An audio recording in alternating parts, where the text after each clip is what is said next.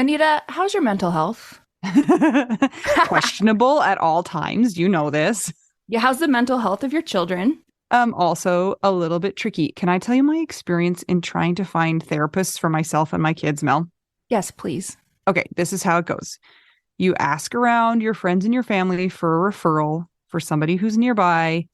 You finally find somebody who sounds like they might work for your family. You give them a call and you find out that A, they're not accepting new patients, or B, they have a huge wait list. So you start over again and you ask people if they know anybody who would be a good therapist and a good fit. Finally, you find one, you go and you meet with them and you figure out that you don't actually like them that much. But it's been so much work to find somebody who you can go to in your area that you're kind of stuck with them. Well, do you have any ideas for how to get around this? I do, because guess what? I've actually had some therapists that I have found on my own, which involves what you're saying. Sometimes I remember one time I was like 3 hours in the bathtub on my phone looking through websites.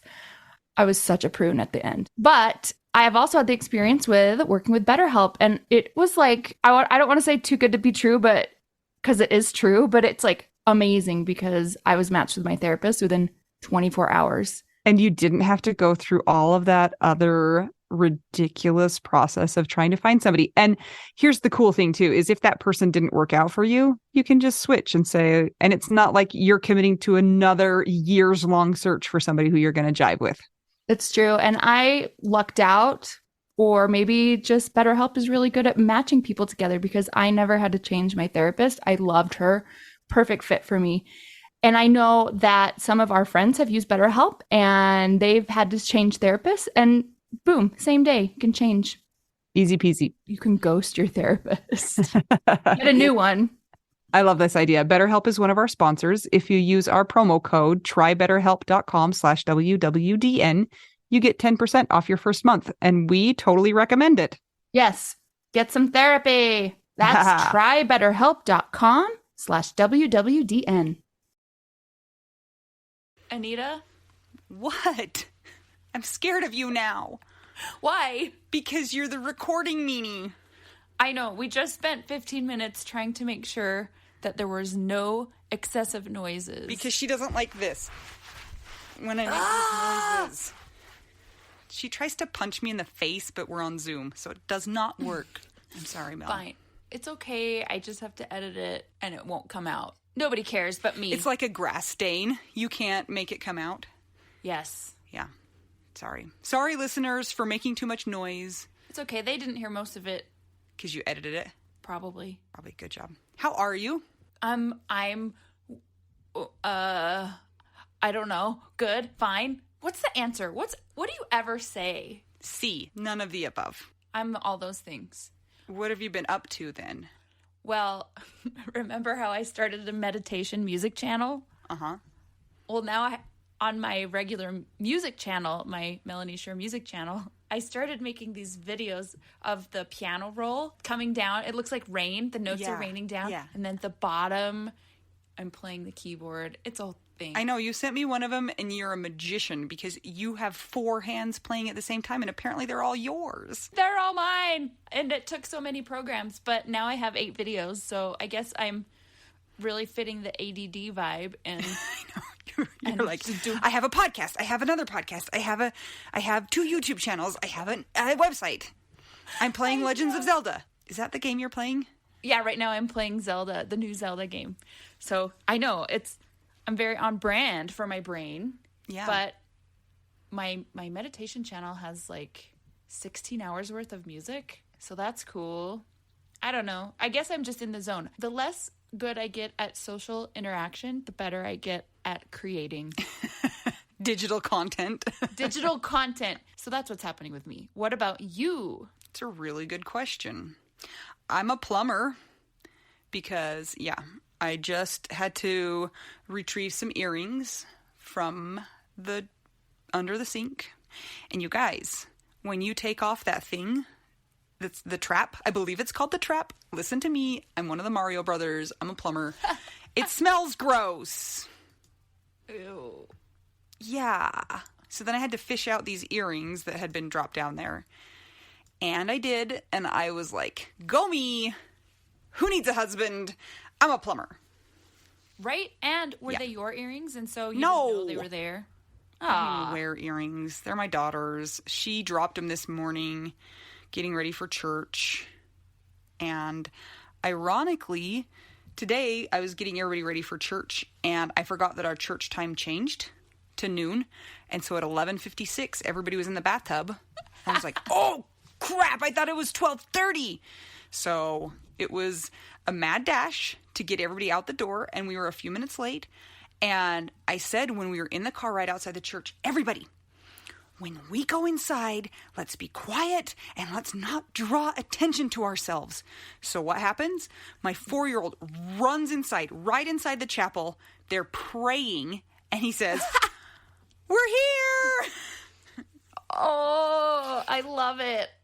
Not for you, but for comedy. During the service, he started screaming, so I clapped my hand over his mouth, and then he started yelling, now I'm gonna get the coronavirus! Did the whole congregation turn around and just stare at you or start laughing? They're just used to it? Yeah, they're just like, poor widow Anita. They're like, there it goes again. Yeah, and if somebody does turn around and look at me and give me the stink eye, I flip them off in my brains. Because I'm like, you do not understand what it took to be here and what it takes to sit here. And the end, you are excused. Yes. Yes. Mic drop. Mic drop. Yeah. Did anybody at church pull up any good Bernie memes? Because that's been making me really happy the last few days. Isn't it funny how such random things become so joyous? I was just gonna say, like, part of the cultural fabric, you know, it goes rampant and then it's everywhere. Viral. And it's something so innocuous that becomes amazing like that. Did you see the one that was from Ghost, the movie Ghost? No. Which is totally on it's pertinent for us because, you know, Ghost is about a dead person. Dead. Yeah, ghosts. you know the pottery scene? I actually have not seen Ghost. What? Okay, there's a pottery scene, Mel. And instead of Patrick Swayze, it's Bernie Sanders behind Demi Moore. It's great. My cousin is trying to, well, I asked my cousin and my sister to see if they could crop in Bernie creeping on a picture of me and Scott at our wedding, because there's also my sister and her friend in the background already of one of the pictures. They are hunkered down and they are making the Mr. Burns evil hands. Oh. So I'm looking forward to that. I hope you guys create it. Thanks. Bye. Bye. I know. I think everyone is so over all the things. And so isn't it funny that something as silly as that has made everybody laugh? And that's what comes out of it. So, guess what I've been doing, Mel? What? I have been on Instagram. If you guys have not been on Instagram lately, you should go, because I have been making polls for people to answer, for widows and widowers to answer. POLLS, not like a pole, like a fireman pole. That would be fun too. Or like pole vaulting. Pole. Well, No, Mom. It's not a stripper pole. It's questions that are, and they keep coming to my brain, and I'm having so much fun doing it, and I love that you guys are answering, and it's so interesting to see what the answers are. So they're really fun. Good job, Anita. Yeah. I'm really proud of you. I have a ton more questions, so head to Instagram. If you miss the story while it's up, I'm putting them in the highlights so you can at least see what the outcome was for everybody who answered it. So yay! We love it when we get interaction, you guys, so thanks. Also, it's so weird being a digital content creator, right? Because you don't really have a good feel for if people like stuff or not unless they hit like, that dumb little like heart, or they comment. I know. And I know so many times as I look through content, I don't ever respond or like mark like or whatever. And now that I'm creating it, it's like, oh, it means so much to the creators that actually are doing it, because it takes a lot of time. So, guys, leave us a comment and a review and a rating and subscribe and do all the things. It makes us, it helps us to know that it's helping people. or at least there's somebody out there that's listening, because sometimes I feel like it's just you and I, Mel, and nobody else is out there. So, are you out there? Hello? Is it me you're looking for? Dang, my piano's not on right now. Dang it. Everybody, Anita has been having a rough few days. Yeah. And you know what's going to help her to feel better? And me, because I'm her widow wife, and so happy wife, happy life, is if you give us a good rating and review for our podcast. That's going to help her. Would that help you feel better, Anita? That would help me feel better. That would solve all my problems. All of them. Except one. What? The dead husband The dead one? guy. Yeah. Hey guys, it's time for the patronage shout out. We'll start with our dead husbands. First we have Dawn Satterwhite, Katie Kuntz. and David Kelly. Yay. Then we're on to our widow besties and widow wives. Thank you to all of you as well. We have Marie Hoffman, Lori Farrington. Emily Thornton, The Fancy Lady. Jamie Aliota, Christina Scambato. Shannon Helm, the best gravy maker in the north of Utah, Yes, her. Marjorie Lewis. Black Wendy, Ashley Hahn. Kara Scara, Jenny Taylor. my mom, And my mom, Sylvia. Karen Cornejo from Canada, Rachel Barbosa. Ileana Bell Ruiz, Anna Tracy. Gabe Lozano, Erin Posick. Jenny Barrow, who is the bringer of tacos, Really? Yes. Jenny, I want some tacos. Christine Anderson. Diana Becker. And Sarah Morris. Thank you all for your support. You guys rock. Thank you for allowing us to do what we do a little bit easier. What is coming up today, Nita? I cannot wait. This is going to be an episode that is not quickly forgotten. Let's just say that it was a matter of life and death at one point in time. And blood. And there was blood. So, if you want, this might be a little bit of a janky interview. It might Now, not wait a second. flow so well. We need to clarify. The subject matter is not what we're talking about. We're talking what happened during The our interview. recording. Yes. So this happened over 2 days because of said incident, which you are about to hear about. I thought it was hilarious and sad. It was something. It was an adventure. So please be kind while listening and realize that things did not go according to plan.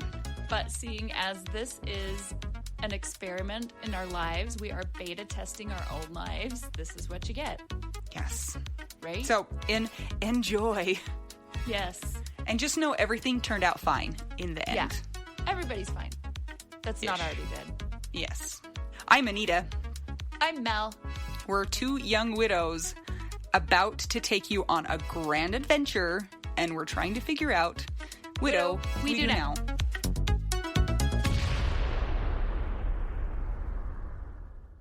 I get to introduce our guest. It's mine. It's my turn. Finally. Okay, are you ready for this? Yep. Our guest today is named Lorinda Hopper Beadle Lefevre. Woo-hoo-hoo-hoo. And are you ready for how I know her? Okay, this is my favorite because when you say it, like, it's confusing. So Lorinda is my brother-in-law's sister-in-law. Stop. I have widow brain, Anita. Why? I know. Walk us Yeah, through okay. it. So Lorinda married my brother-in-law's brother. That's not helping at all, is it? So basically, Anita's brother-in-law's named Mark. Yeah. Mark lives by me. Yes. Mark has a brother, Yes. and that brother is married to Lorinda. Right.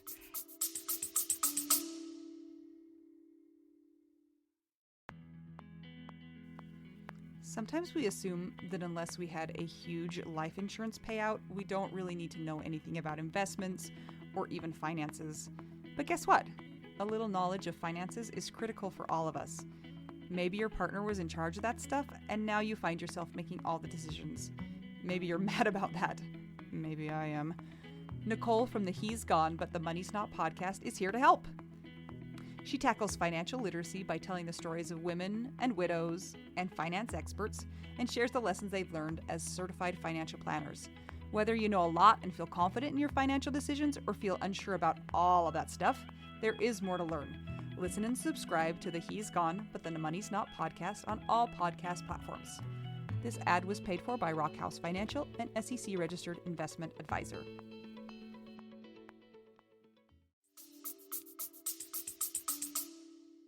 And I have known, how long have you and Michael been married, Lorinda? 20 years. What? I know, right? That's it's crazy. I think you're mistaken. Nope, we got married in 2000. Really? Yep. Oh my gosh. Okay. So isn't that when you got married, Anita? Or you were married for yeah, like a year? we were married a year before that. But gosh, that's been a long time.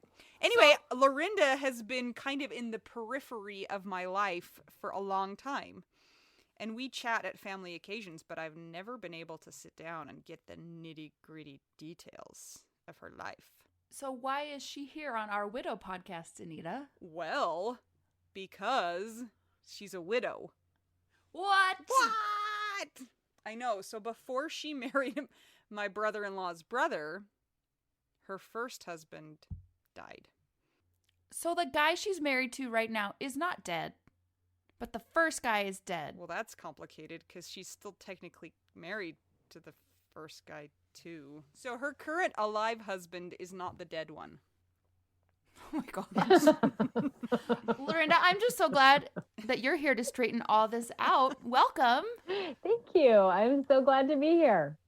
Lorinda, what are you wearing? What is this pink stuff you're wearing? This is my Hello Kitty pajamas. Oh my gosh. You and Mel are made for each other. We are each other's people. Yes. Yep. Okay, Lorinda, let's go back to before you were a part of my life and tell me how you came to be in the widow club. Okay. Boo. So I'll try to be as brief as possible, but I'll start at the beginning. Right after I graduated from high school, I went to BYU. I moved down to BYU, and I was like, not going to get married. I'm going to get my master's degree. I'm going to be, whatever. Anyway, I had been there for, a couple of months, and I met this guy, and his name was Mike, and it was pretty much love at first sight. He was a few years older than I was, and he was going to Utah Valley at the time. He was going to a different school. But we were in the same kind of apartment complex. And so we got to know each other, and I knew that he was like a really special guy, but I was so troubled by these feelings that I was having for him, because I was like, I just barely turned 18. Like, I was pretty young. I went to college when I was 17. And so I just had barely turned 18, and I met him, and I was having all these weird feelings, and he was having weird feelings. And so feelings. Well, I mean, like you liked each other. You guys just wanted to have sex with each other. Let's be honest. Yes, it's true. Oh my gosh, you don't have to put that in Mel. But that's what those weird feelings. Going to, so your mom can hear what you're up to. So yes, we were in love. We wanted to get married, but I kept breaking up with him because I'm like, this is crazy. I'm too young. But he was just like such a great guy. I dated a lot in high school, and obviously they were like high school kids that I was dating, but they, like, whenever I would break up with someone, then they were like mean and nasty about it, But this guy, he was different. He was like so kind and so generous, and he was always just really respectful and just treated me really great, whether or not we were dating. So we kind of just kept dating off and on, and I think we got engaged around Christmas time. Anyway, we were going to get married following Christmas, but then basically what Anita said, we wanted to get married. And so we got married in May of the following year. And so we dated probably for about 9 months or something and got married. And we decided to go out to California because his family lived in California. and we wanted to go out there and spend some time out there close to them. And so we moved out to California, and we're working in the family business. And his family was like, just stay out here. Don't go back to Utah. So I enrolled in the community college out there, and we started work, we were just working and going to college. And pretty soon we started feeling like we needed to start our family, even though I was like, no, college first, obviously. But we felt, like we had this strong feeling that we needed to do that. And so we started trying to get pregnant, and it took us a while. We didn't get pregnant right away, but eventually, a couple years later, we had this cute little baby boy named Wesley, and it was wonderful. I loved being a mom. It was so great. And my sister, so Mike's sister Barb was also pregnant at the same time. And so we were like planning our babies together, and we were planning this life we were going to have, and the cousins were going to be raised together.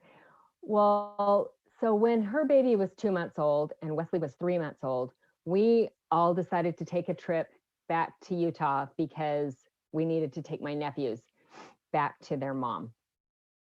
They were having visitation with their dad out in California, and we needed to drive them back to California. So we drove them back to, we were on our way driving them back to Utah from California. And when we got to Wendover, my mother-in-law was driving, and she got distracted. She overcorrected. Our van rolled 3 times, and my baby was ejected from his car seat, and he was killed instantly. Barb, my sister-in-law, was ejected from the back of the vehicle, and she was killed instantly. My nephews were ejected from the car, but they were not killed. My mother-in-law was seriously injured. I had a really dislocated shoulder and a broken wrist, and I had head trauma. I was in a coma for several days after that. And yeah, so that was crazy. That was like a crazy time. And in our family, it's almost like we measure time like before accident and after accident. When you have something that's that traumatic, that's kind of what happens.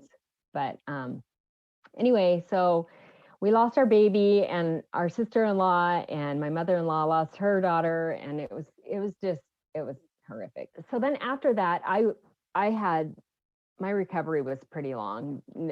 My husband was not sure if it was going to be normal. Like, I was super loopy. I mean, head trauma, right, Mel?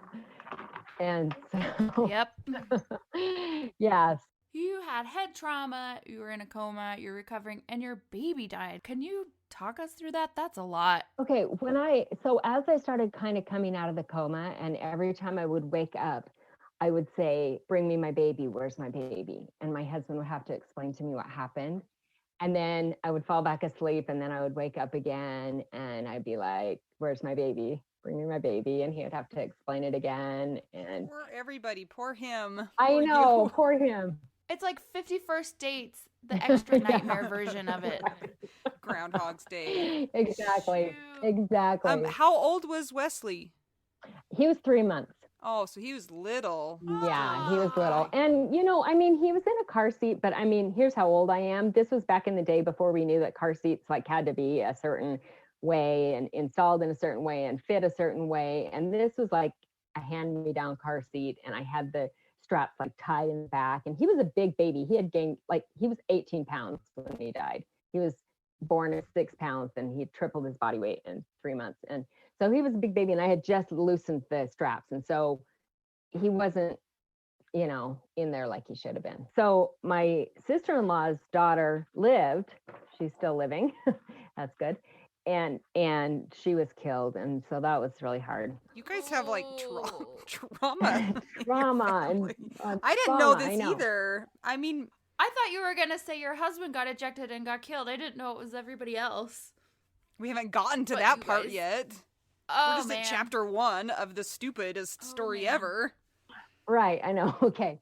So anyway, after several months, then I was able to kind of start functioning again. But I just want you to have this image in your mind. I had my right arm in a sling because my shoulder was dislocated and I had my left arm in a cast. So I just picture going to the bathroom. That's I had exactly to where my have brain went the first time, first said, when you first said that. I was like, oh, that's bad news for bathrooming. Right. So, I mean, obviously my husband had to help me out a lot, but also my blessed Aunt Marianne, she was amazing. She got to take care of me during the day while my husband was at work. So anyway, it was good. But so after a few months, we decided that my husband wanted to continue his education, and we decided to move back to Utah. So we'd lived in California for 3 years, and we decided to move back to Utah. And um, so we moved back to Utah, and I think I might have already been pregnant with my next baby when I moved back to Utah. Um, so we had another baby William, and he was cute. And then we had a couple years later after that, 2.5 years later, we had his brother Wade. And so when Wade was Wade was just barely 1 year old.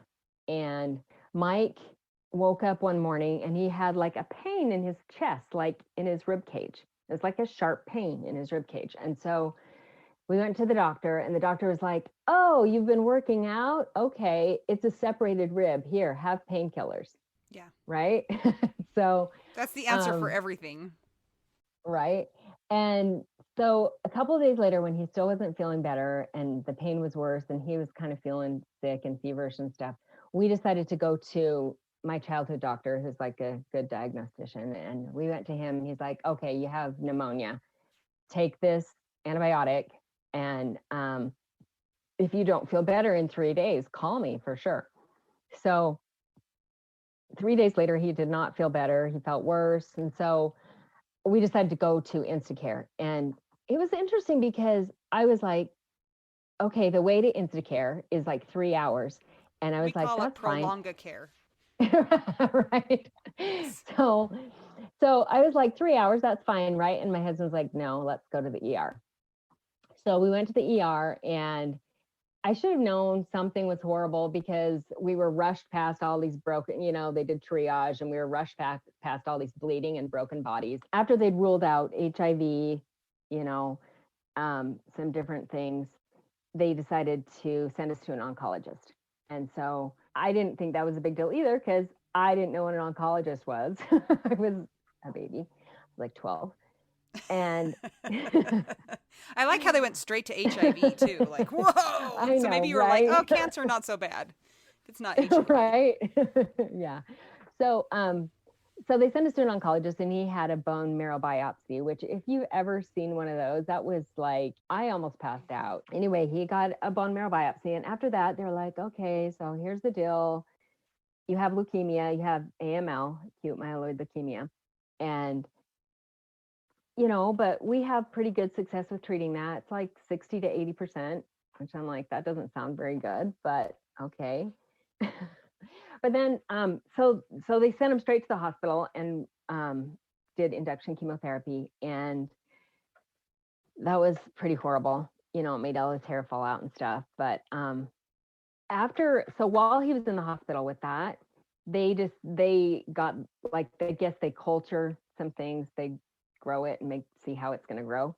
And they decided that he was going to need a bone marrow transplant. And his brother, turned out, they tested all his siblings to see, who would be a good match for the bone marrow transplant. His only brother that was a match for the bone marrow transplant was his brother, who had, at age 4, drunk nitric acid laced with mercury and dissolved his esophagus, and had to eat out of a feeding tube until he was 17. And had his esophagus rebuilt. And so he was like, everyone's like, no, not David, but David was the match. And so it was awesome. He was completely willing to give his bone marrow. Anyway, so he had the bone marrow transplant, and he had engraftment from the bone marrow transplant, but then the cancer came back, and it was pretty rapid. And the doctors, finally got to the point where they're like, okay, there's nothing more that we can do for you. You've had your lifetime limit of radiation, and we can't help you anymore. We can't do this again. When the doctor said, sorry, there's nothing more we can do for you, then his parents were like, okay, let's go to this alternative medicine place in Reno, Nevada, and see what they can do. So we did. We went out there, and he had 3 treatments there, and he was like, you know what? No, I want to go home. It doesn't feel right. It's not good. So, because Reno is like the center of all of the cool stuff in the world. right. Gotta get yourself to Reno. Reno, yeah. I mean, it was like kind of like their philosophy was, we're using like Eastern medicine, but they're like Western trained doctors. So it was like best of both worlds, right? But we got home from Reno, and we had home health nurses, and, they were hospice nurses. But again, I didn't worry because I didn't know what hospice was. It was interesting because up until the last, he didn't ever want to have morphine because he didn't like the way it made him feel. And so he was pretty present all the way until the last. In fact, like a few minutes before he died, he's like, I have to go to the bathroom. So I had to take him to the bathroom. I know some people say that dying isn't, you don't want to be with someone when they die and there's like a death rattle, but it was really one of my favorite experiences in life. I wouldn't trade that for anything. He grabbed a hold of me and he told me that he loved me 3 times, and he gave me a big kiss. And then he started telling me something really emphatically in a language I did not understand. Aww. And then he took a couple of breaths and then he was gone. So that was the story of him dying. And so we were married for 8 years before he died. And he had leukemia for 9 months. He was diagnosed. Wow. Were you 26 at this point? Yes. So you're 26. You had a dead baby and then a dead husband. What was it like after? I know it's, we all know the stories of going through grief, but what was your perspective on that? I mean, you were already grieving a baby and then you were left with kids. So here's the thing about the baby. And I'm not going to say that I didn't grieve losing the baby, but I really felt a strong peace about that. And I feel like I know that he's okay, and I know that I'm going to see him again. And like, I never really, I don't know if I had like an out of body experience while I was in a coma. I don't remember anything about that. I just know that I came out of that experience with a measure of peace, and I felt okay about it. Not that I'm sad about it. Like, I'm sad right now. And as I saw Wade growing up with a big brother, I was sad that Will didn't have a big brother, So it wasn't that I didn't grieve that, but also I was so busy recovering. Part of me was like, I'm glad I don't have a baby to take care of right now. I wouldn't be able to take care of him. It's so interesting because it's like that push and pull that we feel through all of grief, the happy and the sad and the thankful and the angry all at the same time. And I do wonder if, because your brain was scrambled for a little while, if that changed how you, because I've treated a lot of brain injured patients, and they can go one way or they can go the other way. So I will say this, that I actually did say some weird things at the time, like after he died, with my scrambled brain. I think one time I said, it's a good thing that he died because he was a redhead, and that, That sounds so classic head injury, though. Like, right? You have no filter and you say things and they sound totally rude, and you're just like, what? It sounds like some of your Jason stories. Yes, bike accident. Jason had a head injury, so we went through some of that. Plus, I've just treated when I used to work at the rehab hospital. But people either become like hyper emotional about things like that and they can't think of anything else, or they're like weirdly distant from it. There's kind of this weird where you're not thinking about it. But I mean, I don't know. That's just a really interesting thing to have gone through. Also, people say that my personality changed after my head injury. And I personally think that I was nicer after that. So that's, dang it. I was hoping you swore more. No. Yes. So you're 26, your husband died, you've had a baby who's died. Do you think that having your baby die taught you some things that prepared you to grieve for your husband, or was it completely different grief processes? I would say that it's completely it was completely different. I don't know that there's anything like, and a lot of times people will ask me, they'll say, well, what's worse, losing a baby or a spouse, and first of all, I mean, my gut reaction is to be like, well, your spouse, because when you lose a baby, you have your spouse to lean on. You do that together. But also, there's really no comparing. I mean, grief is like whatever you're going through, and whatever you're going through right now is the worst, because that's what you're going through right now. So I don't know that there's really any comparison. Yeah, for sure. I mean, even if you get your leg cut off, you grieve that, right? And it's like, that's sure. the worst thing in the and world. That's the worst, right? Yeah. Right. There is no best, there is no worst. Except for I always say that whatever happens to me is the worst, just because I want right? to be like, oh, you other people can shut up because I have it the worst. Whatever happens to me right now. Corner right. Yes, yes. I am suffering the most. That's what it feels like. That's what everything feels like. Yeah, it's so true. So what was life for you after... So what was life like for you after your husband died? So first thing that happened after my husband died is I went shopping and I got some really pretty dresses and I got my nails done and I got my hair done. And so I could be cute at the funeral. I mean, that sounds really weird, but like that was important. People took me to do those things and, so that I could feel comfortable. And I almost think, like I was looking at that picture of Anita at the funeral of Jason.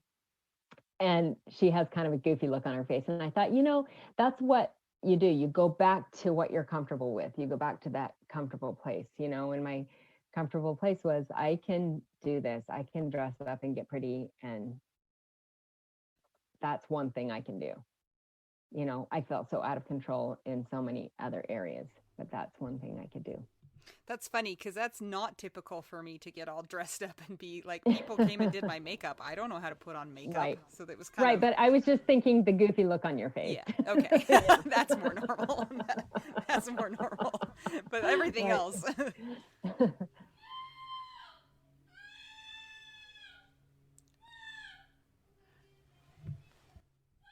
Okay. There's some serious screaming going on, like somebody's hurt. So I'm going to be back. Anita will be back. Oh my gosh. This is my favorite. They're faking it. They're faking it, right? What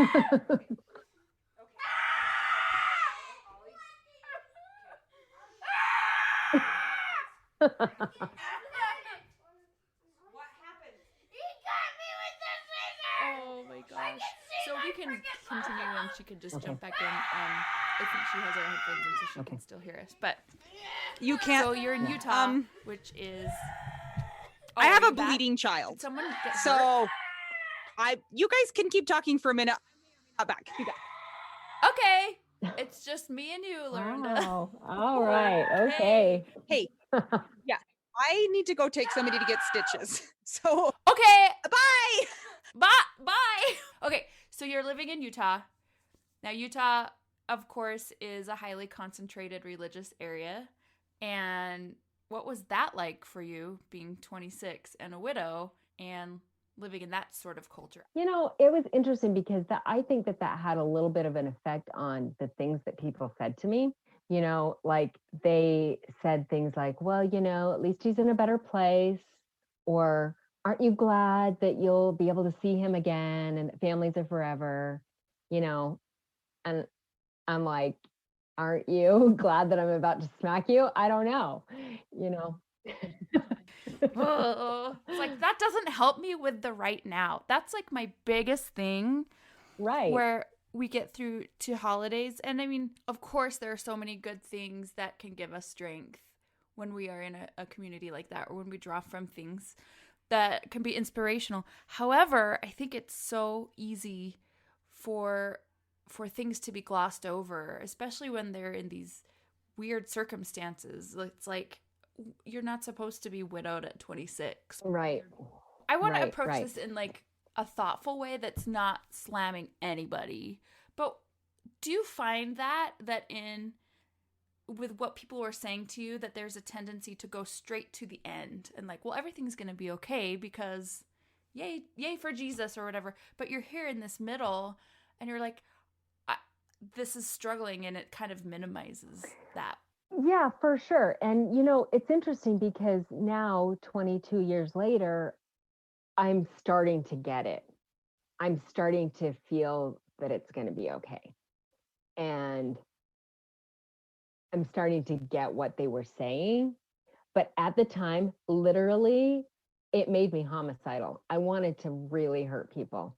Like, they're like, it's all going to be okay in the end. And I'm like, yeah, and you're going to have a broken jaw in the end.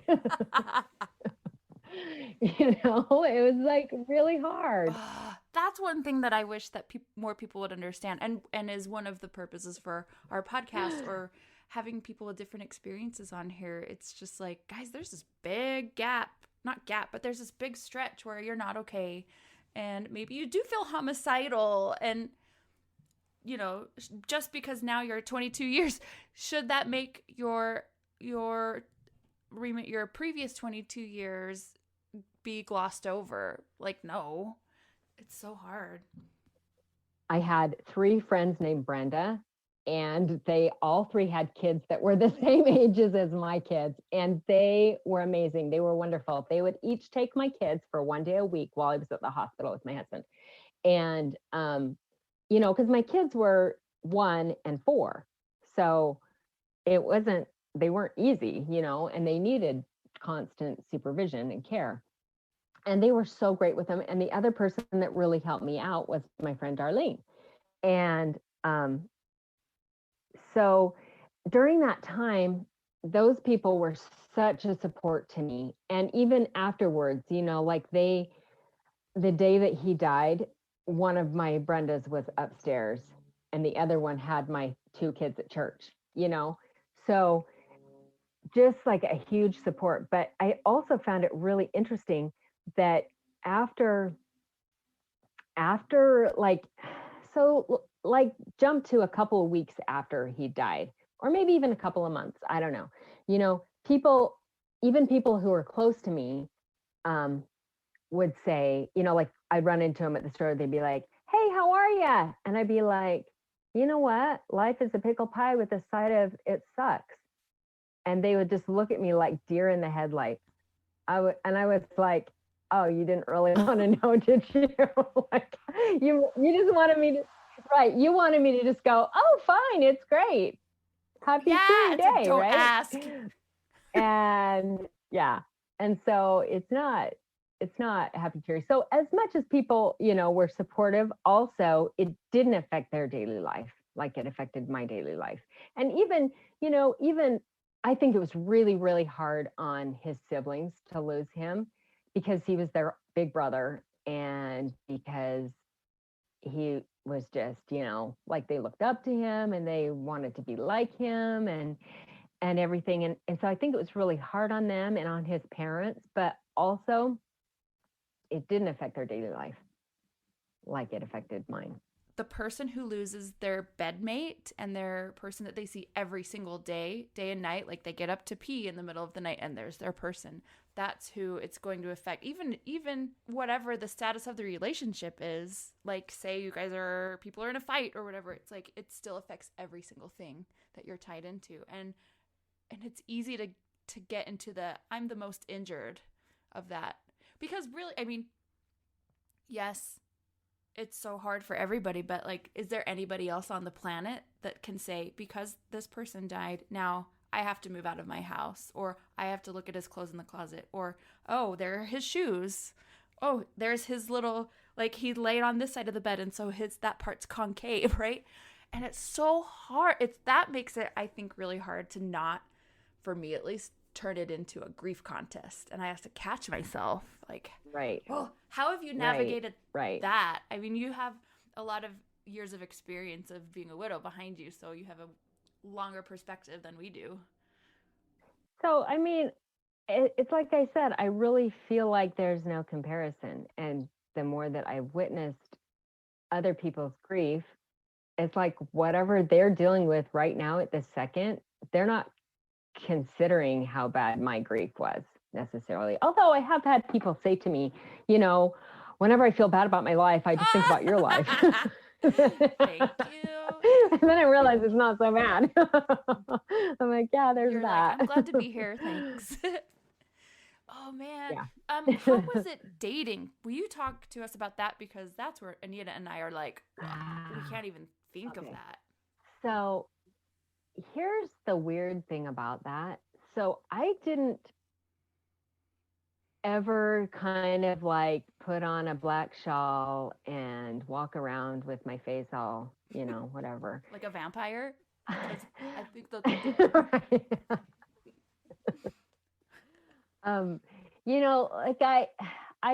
I started dating right away. And I mean, there were reasons for that. Like, first of all, I liked being married. I didn't want to be single. I didn't want my kids to not have a dad. I wanted more kids. Like, I had this feeling in my heart that I had daughters, and I didn't know how that was going to happen. But I think also on that note, I think my biological clock was ticking. It's like, I'm 26 and that doesn't seem very old, but when it comes to having kids, that's not young, I mean, so I kind of wanted to just kind of get on with life. And not to say that, and I think a lot of people, I mean, I think they tried not to judge me about that, but I think it was hard for them because I think they looked at that and they thought that I wasn't grieving because I was dating, and my grief looked so different than I thought it was going to look. And I literally had thought through this, I had it, even though I didn't really think he was going to die, I had lived with the possibility. I had thought through the possibility of it, and I had thought, here's what I'm going to do. And I didn't do that.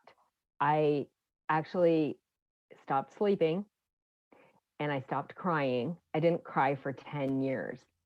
What? I know. It crazy. Congrats, I think. No, it was horrible. A lot of Kleenex. Okay.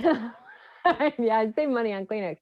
No, but here's the sad part about it. I mean, like, there were times when I wanted to cry, when it would have been appropriate to cry, and I couldn't, and in fact, so my brother-in-law is a indie movie maker, and he had me be in a movie where I was supposed to cry.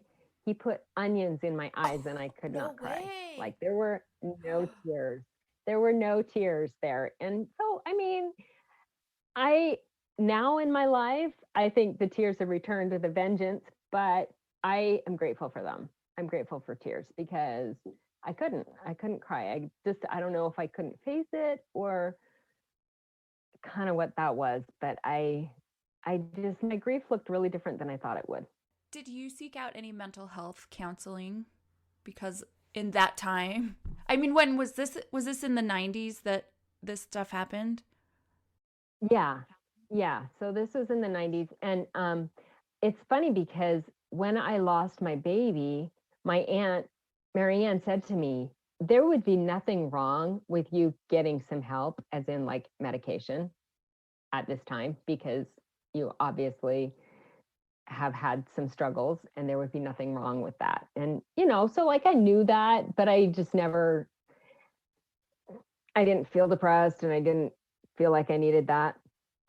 But I didn't have counseling at that time, and I didn't ever recognize my depression until I was remarried and had 1.5 more children. So that's when I kind of recognized that I needed I did go to counseling. I did go to counseling after my husband died.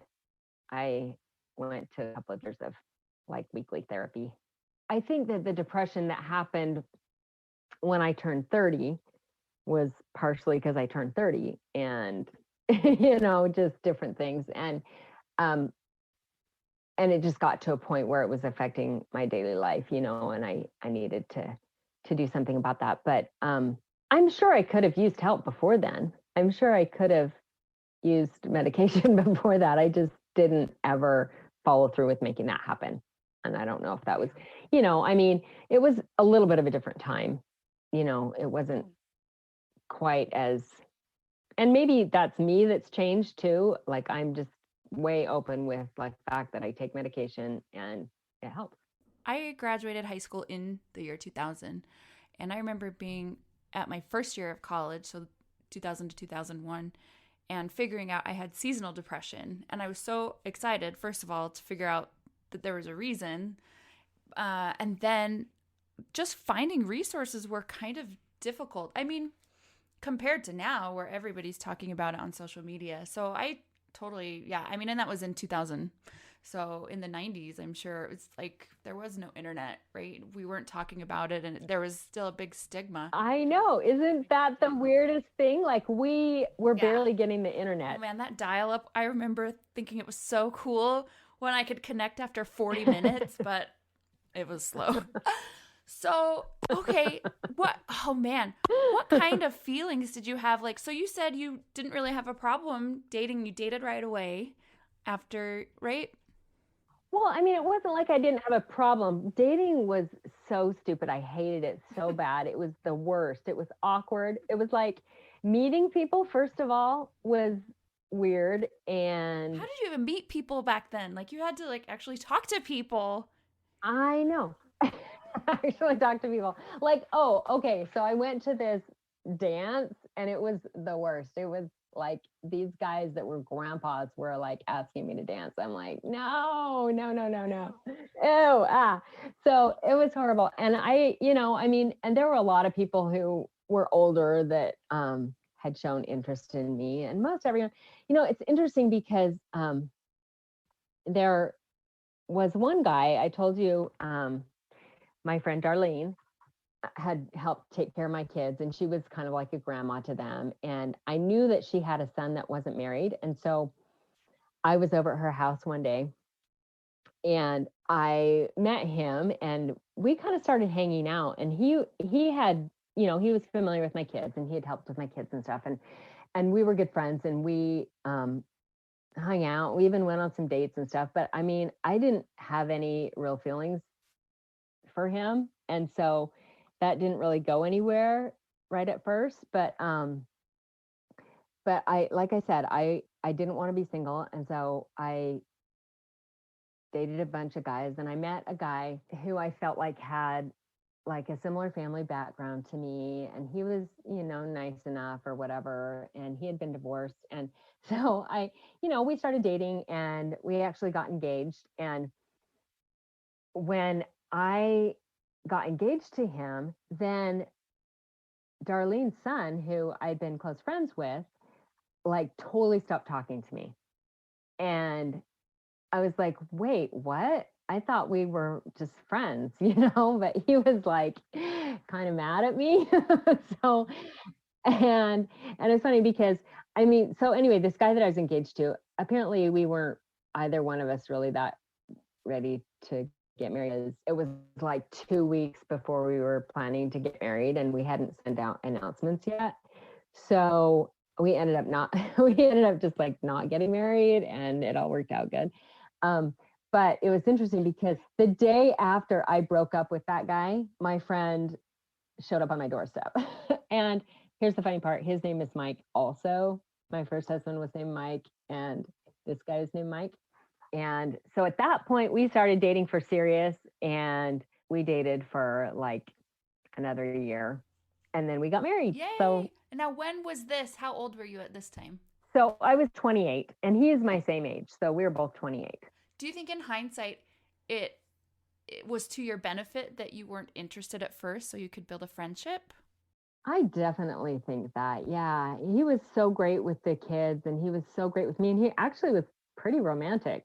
And I should have seen it, but since I didn't I don't know, I didn't have those feelings for him. And so I didn't know that they were there.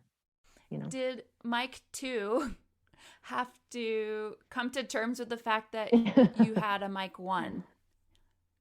Or did it go pretty smoothly?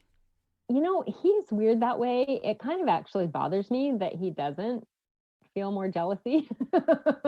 Like, I think he should be more jealous, but he doesn't. He's actually really great. He encourages that. He takes the kids to the cemetery. We all go to the cemetery. I feel super blessed in that his family totally accepts my older boys, and my first husband's family totally accepts my new husband and my kids. That is like an I anomaly. know. It's amazing. It really is. It's really. So, if you could offer one piece of advice to people in the same stage as maybe Anita and me. So, I just am 3 years out. She's almost 2 years. What would you offer to us? So I think I would say be grateful for tears. Because you couldn't cry. Just like be grateful because I couldn't cry. And it was, I don't know. I think be grateful for the little things, and it's hard. I mean, you can smack me. Do you No. feel homicidal right now? No, because if a widow Okay. says it and the widow has been through hell, they can kind of say whatever they want. I feel like if you were not a widow, I would feel very homicidal. Right. Right. Okay, I get it. And the thing that's funny is, don't you find that you know less of what to say than you would have if you hadn't been through this? Like, people will call me and they'll say, I know someone whose husband died. What do I say? I'm like, you got me. I have no idea, no clue what to say. I can agree with the idea that you should say something and not nothing. But also, whatever you say, don't be offended if they get their feelings hurt, because they're hurting. And anything you say is going to be hurtful. But anything you don't say is going to be hurtful too. So, you know, I mean, so, I mean, some of the things that people said to me were really hurtful. And there was one thing that was particularly hurtful, but also the person who said it to me was really hurting Is it too. appropriate to share, You know? or do you have to keep their identity and the comment safe? No, I think I can share it. Because we like the crazy stories. I think I can share it. So his mom actually said to me, and she probably doesn't even remember saying this. She probably, like, in thinking about it, she would probably never say it again. She's like the nicest person that you could ever want to meet. But she said to me at one point when I was dating my husband now, she said, well, it's easy for you. You can replace your husband. I can't replace my son. That's ouch. Ouch. We've heard that people have had that said to them, and it makes our little widow heart so sad. That was probably the hardest thing. But again, like I said, she is the nicest person and I love her so much.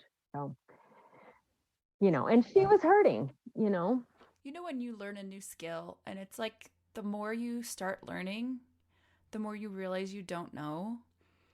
And sometimes, do you feel like that on the grief journey? Like, the more that you are aware of certain things, sometimes, like maybe when you're at the beginning and things are really raw and fresh, you're like, I know what you should say. You should say XYZ, and you should not say XYZ. And I have it all mapped out for you. Oh, yeah. I was going to write a book about it. I was going to be like, this is what you should not say, and this is what you should say, Yeah, that's why I started my blog. I was like, oh, everyone needs to know about this. But then like months go by and it's like, oh, you see so many scenarios from different perspectives, even though you have your own, and maybe your quote truth kind of changes over time. Right. And so I almost feel like it's like learning a new skill, like this totally unrelated to widowdom, but like learning jazz piano. I'm a jazz pianist. It's like, you're only able to absorb what you're able to absorb at that point. And it's like, you would think, oh, I'm along this journey of jazz, therefore there must be much less for me to learn. It's like, well, there's so many nuances and so many different ways you could go that it actually makes you appreciate everything else more. So do you feel like that with grief, kind of? Yeah, I feel like that with grief, but also I think it's just kind of a maturing process too. Like whether or not you've had like a big grief come into your life, I think the more you live, the more that you realize, everyone's going through it. And it's funny because when I went to my 15th high school reunion, I realized after talking to everyone, I was like, you know what? Everyone has something. They might not have lost their spouse, but they've got something, you know, some kind of crappy something has happened Yeah. to everyone. Yeah. It's so interesting to realize that and to have empathy for others that are not in your same situation. Okay. Hi, I'm back. Oh, wow. Remember that one time I had to leave really suddenly in the middle of a podcast? Those were the good old days. The good old days. So, Mel and Lorinda continued for a while as I took my son to go get stitches. So, I kind of don't know what's going on, but I'm going to hop back in here and it's going to be great. Welcome back, Anita and Lorinda. This portion has been recorded the day after the Great Finger Cut. The Great Finger Cut of 2020. Okay, so as I understand it, you guys have introduced the fact that Lorinda got remarried and now you have a new husband. And how has that been? So here's the interesting part about it. I never in my wildest dreams expected Mike number 2 to be Mike number 1. And because they're so different. And Mike Lefevre has so many good qualities and so many awesome things about him that Mike Beadle didn't have. And Mike Beadle has so many awesome good qualities that Mike Lefevre doesn't have. But I went into marriage expecting marriage to be a certain thing, like what I thought marriage was, because that was what my marriage was. You know what I mean? So it wasn't like I expected him to be the same person. I just expected marriage in general to kind of be the same.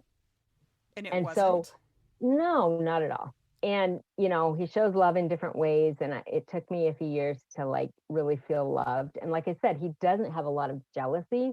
He really actually feels close and he feels a connection to my first husband. And so it's not, in a way, I wish he felt more jealous, you know? That's so interesting because I think it takes a special kind of person to be able for to sure. marry a widow and to not have those feelings built in. So, For sure. has he been cool with having family pictures up and including your first husband in all of the things? Totally. He does. And on his birthday, he's the one that's like, hey, let's go to the cemetery and yeah, let's do all the traditions that we've always done, you know.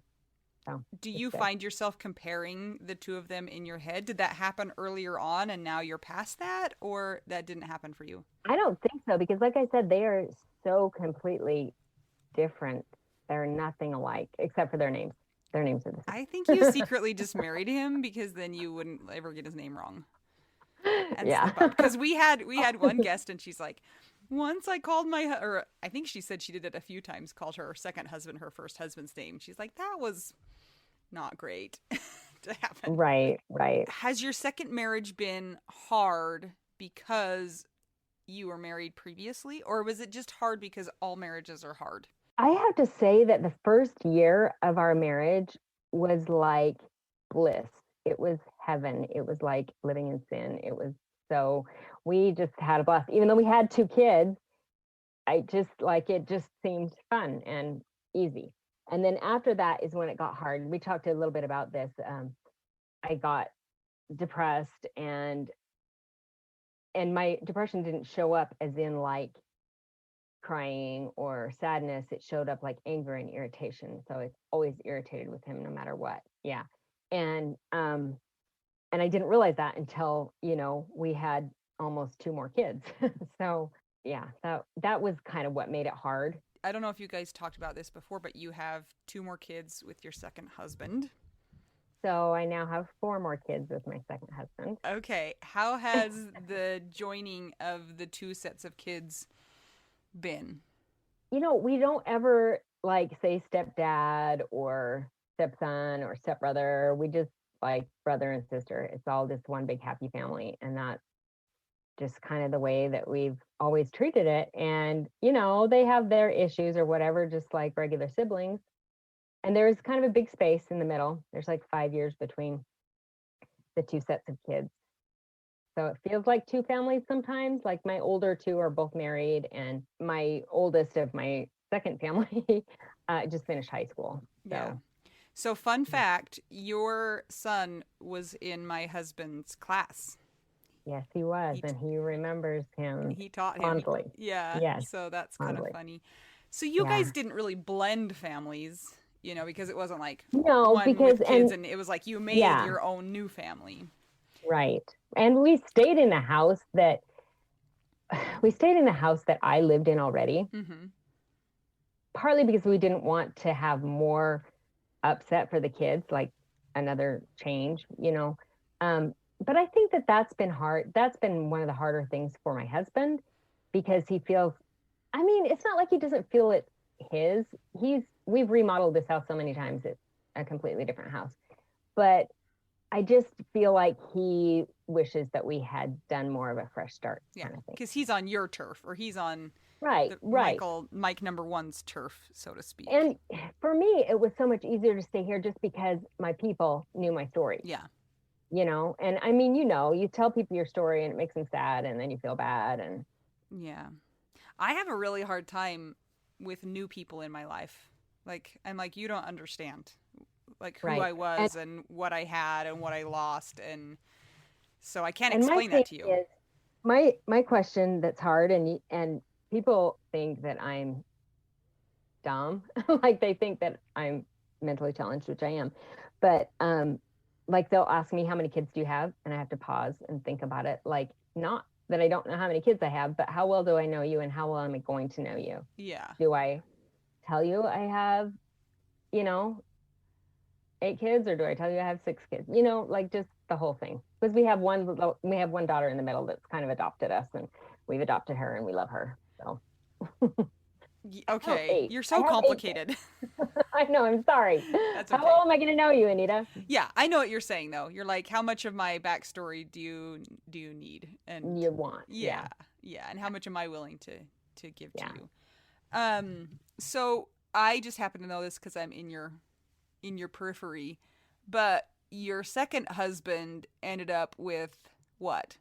Cancer? Yes. So, okay, I had been married to my first husband for 7 years when he was diagnosed with leukemia. And I had been married to my second husband for 7 years when he was diagnosed with lymphoma. So, I mean, I get that it's not all about me, but it makes you kind of like feel bad, like feel like I'm the one that caused it. Did that bring up a lot of the same feelings that you had before? It was scary. Yeah. I was afraid that I was going to lose him, even though, typically, and they told us this, they said, if you're going to get cancer, you should get Hodgkin's lymphoma, which is what he had.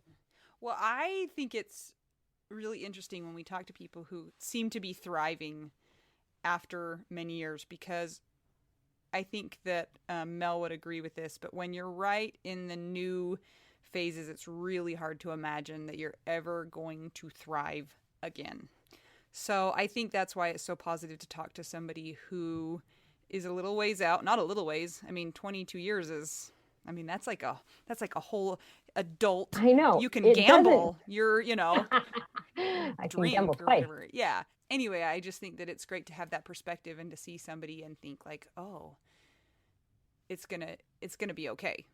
Yeah, I do want to say this, that I feel a little bit ripped off that I can't say I've been married for 30. Like when people say how long have you been married, I want to say 30 years Yeah. because I've been married for 30 years. You know what I mean?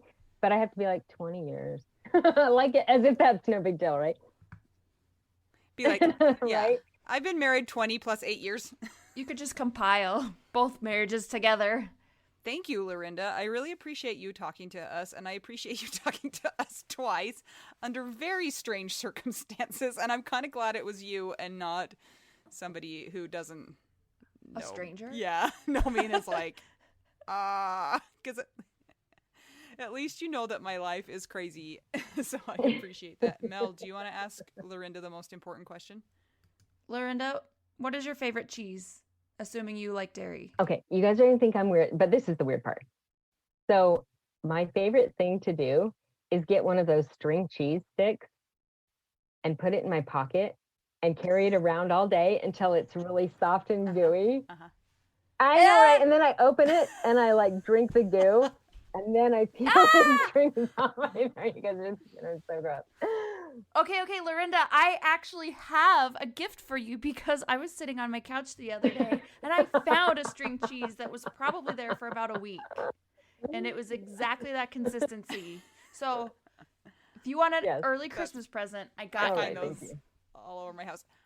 Lorinda, do you ever just open the string cheese and put it in the microwave for 5 seconds? I do, yes. Okay, that's you Oh don't my have gosh. to even like make it sound weird by saying This like, conversation "I is got it turning out of my very pocket." special. Pocket cheese. Thank you for joining us today on part 2 of the 2-part in 1 crazy bonanza of Lorinda.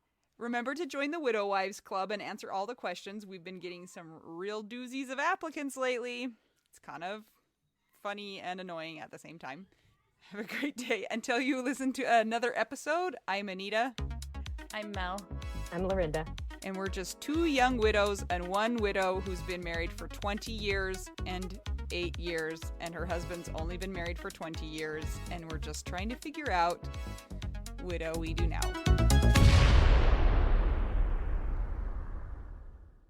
This is my favorite thing to discuss with you. Tell me, what is it? One of my favorite things. I do enjoy tacos and cheese and dogs. This is about how you cannot pay hundreds and hundreds of dollars for a phone plan, especially when you're a widow, your person is dead, you might have kids, you might need another option, and you just want your phone to work, you want unlimited texting and service, and you want it to be like $25 a month. It blows my mind that they have plans that start at $15 a month. That is so cheap. And the cool thing is it uses other 5G networks, and so you don't have to pay extra for that, and you still get great service. Yep, Anita and I have traveled all over, and I have used my phone. So I highly recommend it. And my mom's even on it. When my dad died, we put his phone down to the cheapest plan, which is $15 a month. And I think my mom's on the $20 a month plan, and it's so worth it. It's so much cheaper than what we were all paying before. So I highly recommend it if you're on a budget or not. Who cares? Ryan Reynolds is in charge of the company, and they send you free stickers with Ryan Reynolds temporary tattoos. It's kind of the best. So if somebody wants to sign up, what can they do, Anita?